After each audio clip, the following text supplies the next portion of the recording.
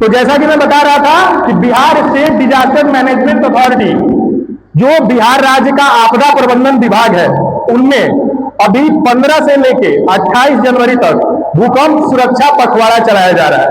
That means कि हमें भूकंप से कैसे बचाव करना होगा उसके बारे में बताया जा रहा है। तो पहले तो एक चीज जान जाइए कि हम फायर सर्विस है, तो आपको पता होगा कि हम लोग आग बुझाते हैं, लेकिन क्या है कि आप सबको पता है ना कि कब बाढ़ आ सकता है, कब सुखाड़ आ सकता है, कब आग लगने की चांसेस ज्यादा है, लेकिन भूकंप का आपको पता है कब भूकंप आएगा? किसी को नहीं पता चल पाता है भूकंप कब आएगा। भूकंप कभी भी आ सकता है, और बिहार जो है वो जोन 4 एंड जोन 5 में आता है, तो यहां भी भूकंप आने का खतरा बहुत ज्यादा है।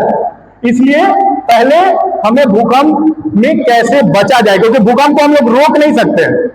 आप सब जान जाइए भूकंप को हम लोग रोक नहीं पाएंगे, तो उससे बचा कैसे जाए? क्यों? क्योंकि भूकंप तो आ जाएगा, लेकिन दिक्कत क्या आती है उसके बाद जो हमें सावधानियां रखनी है वो हमें नहीं पता होता है। इस कारण से ज्यादा कैजुअलिटी होती है।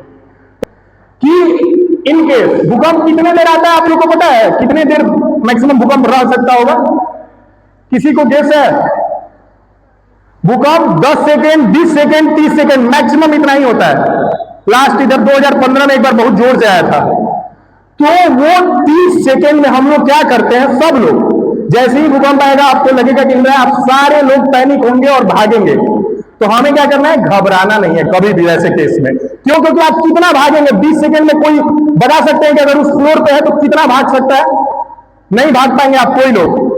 तो उस केस में हमें वहीं रहना है। उसका एक रूल आता है, ड्रॉप कवर होल्ड का मतलब हुआ कि कभी भी अगर आपको लग रहा है कि भूकंप का खतरा है, भूकंप आया हुआ है, तो इन केस अगर हम लोग ये चेयर पे बैठे हुए और भूकंप आ गया तो हमें क्या करना होगा?